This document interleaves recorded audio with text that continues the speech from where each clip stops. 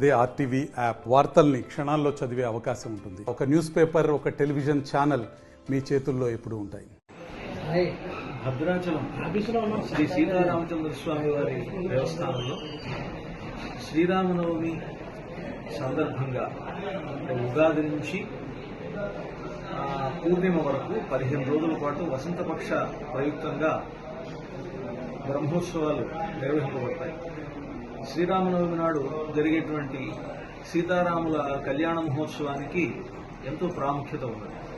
ఈ కళ్యాణోత్సవంలో ప్రత్యేకించి తలంబ్రాలు సీతారాములకి సమర్పించడం అనేటువంటి ఆచారం అనూచానంగా భద్రాచలంలో ఉంది. అయితే మన తెలుగు రాష్ట్రాల్లోనే ఈ తలంబ్రాల వేడుక అనేటువంటిది ఎంతో విశేషతను సంతరించుకున్నటువంటి ఒక ప్రత్యేకమైనటువంటి వేడుక. భద్రాచల సీతారాముల కళ్యాణోత్సవంలో శ్రీరామనవమి నాటి సందర్భంగా తలంబ్రాలు సీతారాములకి సమర్పించడంతో పాటు ముత్యాల తలంబ్రాలు కూడా ఆ సందర్భంగా స్వామివారికి వాడటం జరుగుతుంది. అంతేకాకుండా ఈ ముత్యాల తలంబ్రాలతో పాటు స్వామివారికి వినియోగించేటువంటి తలంబ్రాలను ఒక ప్రత్యేకమైనటువంటి పద్ధతిలో తయారు చేయడం జరుగుతుంది. ఈ తలంబ్రాలు కలిపేటువంటి పద్ధతిని మన భద్రాచల దేవస్థానంలో సరిగ్గా పాల్గొన పూర్ణిమ నాడు ఆ సందర్భంగా ఆ రోజు జరిగేటువంటి వసంతోత్సవం, డోలోత్సవ సందర్భంగా ఈ తలంబ్రాలు కలిపేటువంటి వేడుక, పసుపు కొమ్ముల్ని దంచేటువంటి పద్ధతి అదంతా కూడా ఇక్కడ ఏర్పాటు చేయడం జరిగింది. పాల్గొన పూర్ణిమ నాడు భద్రాచలంలో స్వామివారికి వసంతోత్సవం, డోలోత్సవం అనేటువంటిది వైదిక పద్ధతిలో జరుగుతుంది. ఈ కార్యక్రమం జరుగుతూ ఉండేటువంటి సందర్భంలో 25 కలశాలతోటి స్వామివారికి ప్రత్యేకమైనటువంటి స్నపన తిరుమంజన కార్యక్రమం జరుగుతుంది. ఆ తర్వాత ఈ ప్రత్యేకించి విశ్వక్సేన పూజా పుణ్యాహవచనంతో ఈ తలంబ్రాలు కలిపేటువంటి ఒక ప్రత్యేకమైనటువంటి వేడుకను, ఈ పసుపు కొమ్ములు దంచేటువంటి వేడుకను చేస్తారు.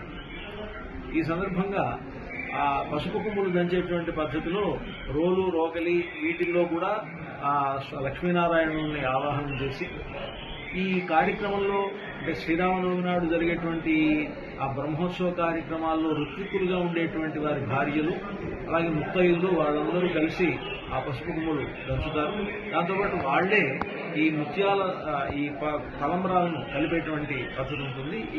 ఈ తలంబ్రాల్లో మనకి పసుపుతో పాటుగా గులాంని, ఎర్రని రంగు కలిగినటువంటి గులాంని కలపడం, ఆ తర్వాత సుగంధ ద్రవ్యాలు, పన్నీరు, అత్తరు, నెయ్యి ఇలాంటివన్నీ కూడా తలంబ్రాల్లో కలుపుతారు. అష్టమంగళ ద్రవ్యాలు అంటారు. 8 రకాల మంగళ ద్రవ్యాలతో ఆ తలంబ్రాలను కలపడం ఉంటుంది.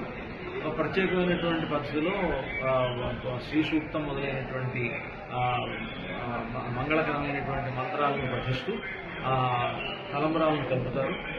ఈ తలంబ్రాలు మొత్తం రాష్ట్రంలో ఉండేటువంటి వారికి కాకుండా దేశంలో ఉండేటువంటి భక్తులందరికీ అందాలనేటువంటి ఒక సంకల్పంతో కలపాల్సి వస్తుంది కనుక కేవలం కళ్యాణం నాడు వాడే తలంబ్రాలు మాత్రమే సరిపోవు కనుక సుమారుగా ఒక 100 క్వింటాళ్ల బియ్యాన్ని ఈ తలంబ్రాలు కలపడానికి వినియోగిస్తారు.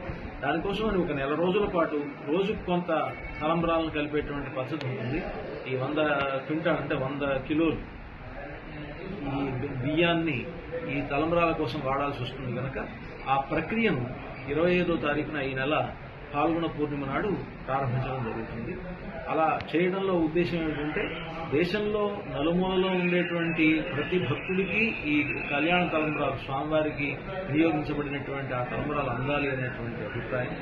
చాలా మంది భక్తులకు ఆ శ్రీరామనవమి నాడు సీతారాముల తలంబ్రాలు చాలా మందికి అది నమ్మకం ఉంటుంది.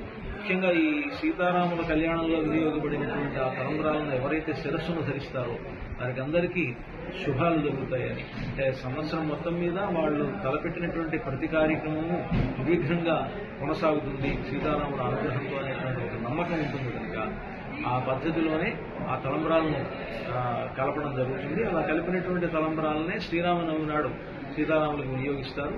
అలా సీతారాములకు వినియోగపడినటువంటి ఆ తలంబరాలను ఈ ఎక్కువ సంఖ్యలో ఉన్నటువంటి తలంబరాల్లో కలిపి భక్తులందరికీ కూడా అందజేయడం అనేటువంటి జరుగుతుంది. అటువంటి ఒక విశేషమైనటువంటి కార్యక్రమాన్ని ఈ నెల 25వ తారీఖున పాల్గొన పూర్ణిమ నాడు వసంతోత్సవ సందర్భంగా ఈ తలంబరాలు గడిపేటువంటి వేడుకను చేస్తారు. ఈ రోజు నుంచి పెళ్లి కొడుకును రాముల వారిని పెళ్లి కొడుకుని చేసేటువంటిది, సీతమ్మ వారిని పెళ్లి కూతురు చేసేటువంటి ఒక వేడుకగా ఈ కార్యక్రమం నిర్వహించబడుతుంది. జై శ్రీరామ్. మరిన్ని వీడియోస్ కోసం ఛానల్ ని సబ్స్క్రైబ్ చేయండి. లేటెస్ట్ అప్డేట్స్ కోసం వాట్సాప్ ఛానల్ ని ఫాలో చేయండి. అండ్ లింక్ డిస్క్రిప్షన్ లో ఉంది.